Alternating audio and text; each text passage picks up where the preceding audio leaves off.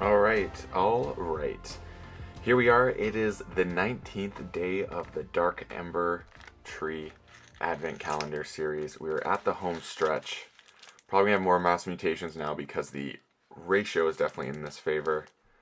Today we have Director X Laser Eat. Laseriti? I don't know. I'll let you guys decide the pronunciation on that one. Laseriti? I just want to say laser. Director X Laserite. Laserite?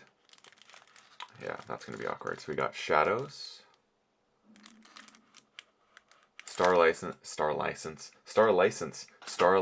and Untamed with an interesting looking Archon. I actually really like these laurels on the Archon card. They're one of my favorite little designs that they add. Let's get into it. I gotta say that this is not a house combination that I genuinely am super stoked about. I'm really sad that Star Alliance doesn't hold the same significance for me now as it did in Worlds Collide. I loved Star Alliance in Worlds Collide. It was like one of my favorite things ever. And I find in Mass Mutations I feel a little let down with the Star people. But maybe that will change with this deck. Maybe this deck will show everything I want and more. Let's find out. So we start off with The Economist.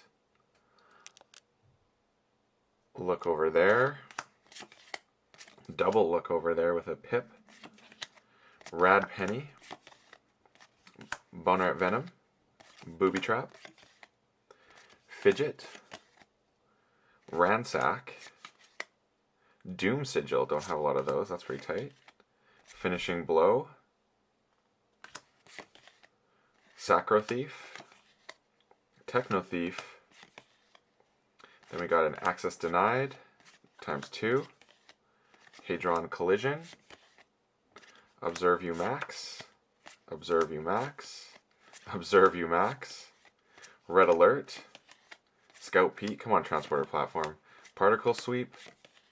Quintrino Flux, Stealthster, Dino Alien, on to Untamed with a Gloriana's Attendant, Niffle Ape, Reclaimed by Nature, Song of the Wild, with a Pip, and then we got another Song of the Wild, triple Song of the Wild, Commune, double Commune, oh you don't want to see that, Fangtooth Cavern, wow, so many Fangtooth Caverns, Trimble, Troop Call, and Ember Lucian. Alright.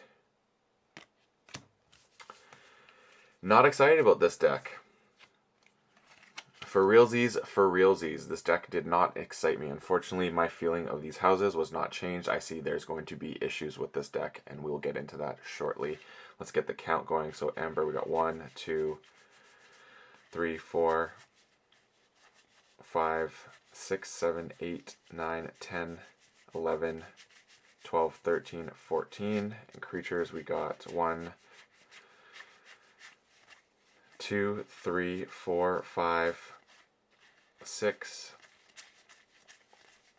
7, 8, 9, 10, 11 creatures. Like, that is trash. Like, for real trash. So I have things like Song of the Wild I'm never going to be able to use. Oh, there's the stats for everyone. Song of the Wilds are going to be just, these are dead. With only 3 creatures in there. I doubt I'm going to get that. The Fangtooth Cavern thing might be a good thing. The not having a lot of Ember doesn't help. There's a lot of upgrades here, but not a lot of creatures to put it on, which is sweet. The Red Alert's going to be tight.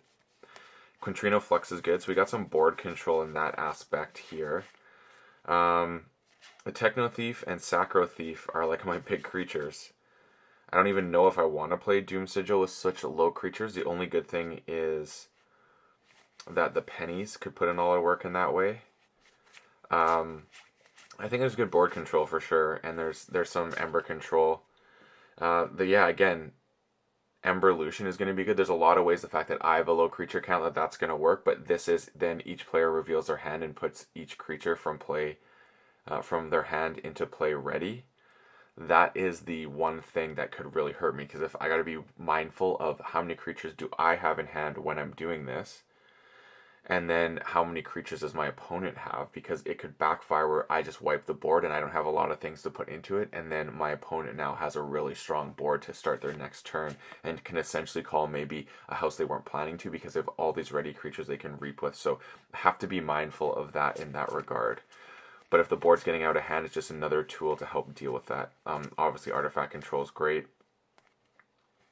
There's some, like, the cycle's not bad here, obviously. Yeah, I don't have a lot to say about this deck. I'm a little bit disappointed. But there's, like, controlling the board's not going to be a problem. That's the one thing. There's a lot of ways to deal with the low creature count. I'm just not sure that I can generate the Ember to actually make this thing be a force to be reckoned with. I think it's a pretty Reggie deck, all things considered, and the way it's going to work. I imagine Song of the Wild is maybe hitting one creature, and I'd have to, like, basically draw into some stuff.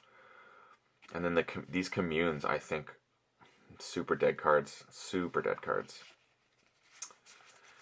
Yeah, this is an unfortunate one. This is, I feel, maybe the most dud deck. Hopefully it proves me wrong, but right now, yeah,